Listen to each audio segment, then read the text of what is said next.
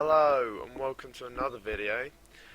Today we're going to be talking about the rules of our D&D, about the board, and I'll go individually into the characters so you guys know what they're like. We're going to start off with the rules, so over to Ross. What sort of roles are you looking for? Mainly just the basic sort of rules on like how everything works.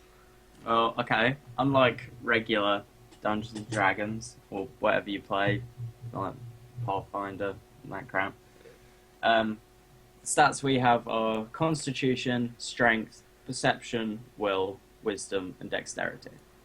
Constitution is your health, and the way our group does it, like this could be adapted if you ever wanted to, is every point in Constitution you have equals 3 points of health, which is why on the board you can see. Can they see this? Yes. Okay. Jamie has 45, whereas Ryan has 15. Strength is how strong you are. This also determines on strength-based weapons or melee hits your chance to hit, essentially. Your perception is pretty self-explanatory. Like how you can see things, how you can hear things. This is also used for when trying to hit with a ranged weapon or a ranged spell. Will, this is sort of your defense against magic, and it's sort of the replacement for charisma, but not quite. It helps you defend against magic. It helps with certain types of magic. It's a good stat for paladins and bards and shit. Wisdom, this is all about magic. It's also how intelligent you are, but the higher wisdom, the better your magic's going to be. And dexterity is obviously how dexterous you are. So jumping out the way, this goes towards your AC and stuff. Okay. Determining AC is sort of like what most D&D things is, but slightly different. It's basically everyone has a base 10, then you add your dexterity, and then you add whatever armor you've got. And obviously, if any armor you have affects your dexterity, that will also come into it. And if you have, say, a shield, if they are attacking from the side you're holding the shield, then you will gain bonuses depending on how the shield works. What else are you looking for? Well, the D6s and that, explain those. Okay. D6 is your damage. Everyone who's with melee hits is automatic D4 unless you have a buff to it. Most starting weapons are D6. And then obviously as you improve and get weapons that are... If you have strength weapons, you'll have a D8 plus your strength modifier. And the same if you have a dex weapon, it will be your dex modifier that you add. And then if you're just doing 2 hit things, like I want to stab him with a sword, it will be your strength plus a d20 plus anything like if your weapon has a higher chance to hit or if you've got proficiency bonuses. And if that number comes to higher than their armor class, you'll hit them, and then you roll for damage. But a 20 will always crit, a 1 will always fumble. There are different size levels to enemies and people, but almost all people are medium size, like even gnomes and stuff. But when you get to a certain size, and it goes medium, large, huge, gargantuan, colossal, and then that will lower your AC depending on what size you are. Because if you're really big, you're probably going to get hit by things.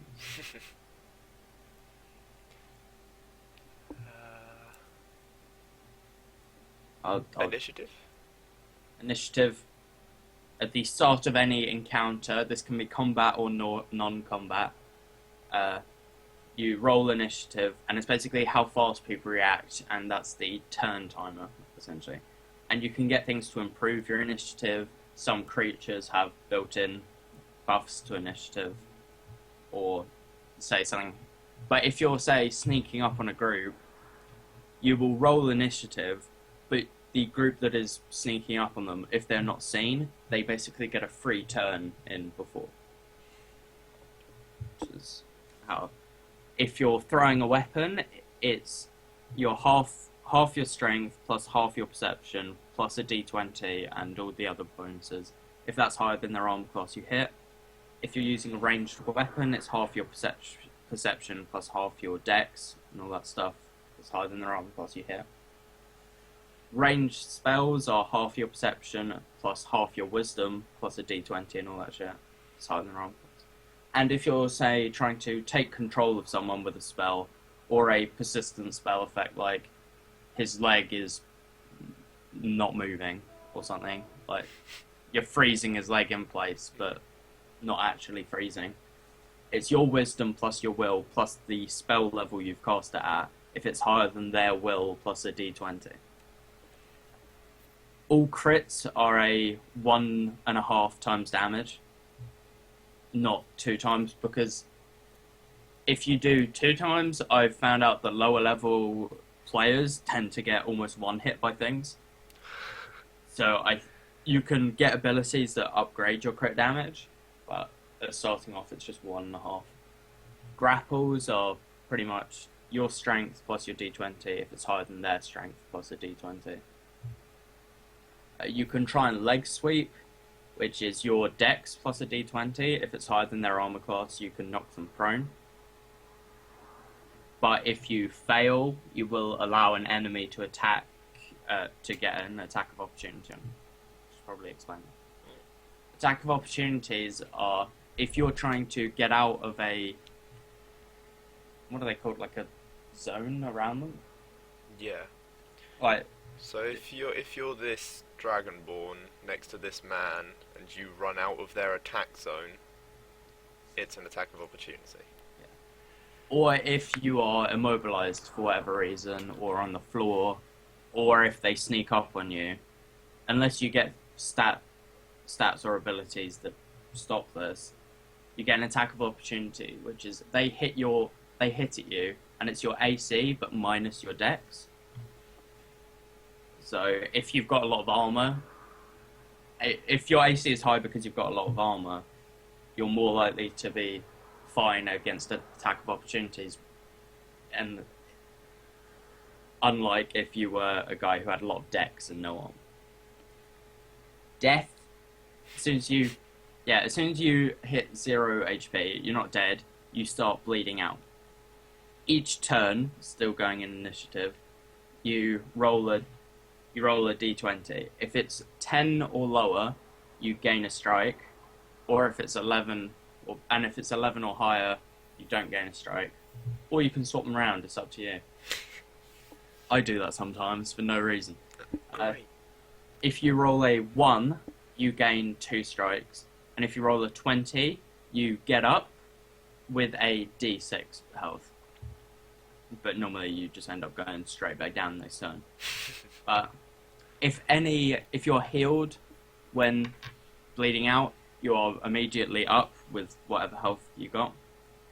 And people can make a medical check on you, which is an action, and if they go 11 or higher, or they successfully stabilize you, that person can't do anything, but they no longer roll for strikes. And if you're 10 or lower, you fail, and they're still bleeding out. Once you reach 3 strikes, your character is dead. There are ways of resurrection, but it's sort of not. It tends to be more powerful magic than any like PCs can do. Also, if you're hit while down due to like an AoE, monsters tend not to hit you if you're bleeding out because they basically consider you dead. But if, say, an AoE or someone misses their shot and it hits you, you gain a strike, and if they crit you while you're down, you gain 2 strikes. Then there's modifiers, which is your stats come with a modifier. So if your stats are between 0 and 1, it's a -5, and then 2 to 3, it's a -4, 4 to 5, -3, and so on. And it keeps going. And when it hits 10 to 11, it's 0. and then goes up when your stats go. And if at any point we say an advantage roll, it means you roll twice on the whatever dice you're using and take the highest. This is normally to hit more than damage. And if you're at a disadvantage, it's you roll twice and take the lowest. That's pretty much all the rules, I think. Yeah. Alright, so onto the board. This is our basic board, pretty rubbish, but hey ho. At the beginning of the very first episode, it will probably look a lot worse than this, but it will progressively get better, so we decided to use this one. So you got all the characters on the right side here, with the stats that have been explained. We have kills, which originally were how we did XP, but later on became proficiency. Then so we have initiative, and obviously, and so we go on to this board. Every 4 squares is 5 feet in range. So you have your speed on here. That's how many squares you can go, and so how many 5 feet you can go in sense. So, and then there's loot on this side, everyone's individual loot, what they pick up. These are normally the monsters that I will use, and any other characters that we will bring in. Mainly because our artist doesn't draw that much, but Mainly, he draws yes. some. So we end up reusing things and going, but this means something else. Yeah, but that will be explained. Then there'll be different tabs which will have abilities on for each person, and then just random stuff we write down. Yeah, they remember as sort of notes, because if they encounter something and they need to remember, because I'm the DM, I can't go, oh yeah, this guy, he's the knight from that town. They will have to write it down. If they haven't written it down and they don't personally remember, then their character doesn't remember. Yeah, we're going full role play. We try not to metagame, but I mean it happens a lot. Yeah, that's sort of annoying, but do try. We do. Also, ignore the names on this, because I'm pretty sure Rob's character is named, like, Arsehole, and Fabian's character is, like, Woman Vita or something. That is what they do translate to. So ignore that. But Ojed. Yeah, that's pretty much the board, I guess. Okay, and now we will speak about the individual characters. Up first is Thorbjorn Silversword, a human paladin. His backstory: his father worshipped a god and was in good with a god, whose name I don't remember, but hey ho. His dad refused to do something for the god, so the god struck him down and then bestowed his powers within Thorbjorn Silversword, who is now a righteous paladin and set out on his travels. Next is my character, who is Thanatos. He is a half-elf rogue. He lived in a town called Rivermead. In this town, elves were thought as royalty and humans were thought as slaves. So they didn't really mix well until a high-up elf, who was my mother, fell in love with one of the human slaves, which of course was forbidden. They had a child which they tried to keep secret, being me, but they were found out a few years into my life, so I was around 3 or 4, and they were beaten and tortured in front of me for a few years and eventually killed. There I was then left within this town, still being beaten and tortured for being a half-breed. But one day in my cell I was visited by a god called Baal, who is known as the god of murder. and he offered to free me from my enslavery, and if I were to kill for him. I, of course, agreed, because why not? And he gave me his knife, which I had to kill with for him. But in that, if I didn't kill, there were some fallbacks, which were, if I didn't kill something for him in 3 to 4 days, I'd start hearing voices in my head.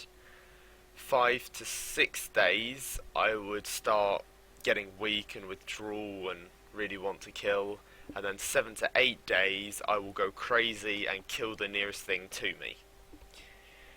This, of course, proved difficult being in a party, but hey ho. Next up is Bus Stopper. He was a dwarven brawler.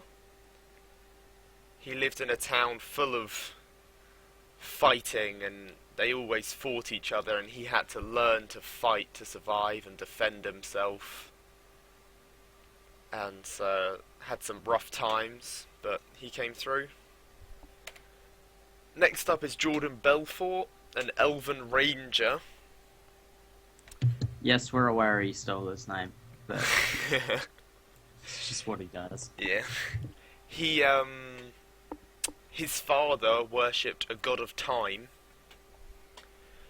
and somehow disappeared, was killed, or some other mishap, and left onto Jordan a metal disc. And Jordan Belfort set out trying to find what this disc meant, still trying to keep true to his father's god. Last is Gardinal Shaw, a elven wizard. He lived in a house with his family until one day the house was burned down, and he ran outside, and seeing his house being burnt to the ground with his family inside, and a man came up to him and gave him this wizard hat. And he set out being a wizard now. You can kind of tell who put more effort into their backstory than others. Yeah, the next session, people put slightly more effort into this.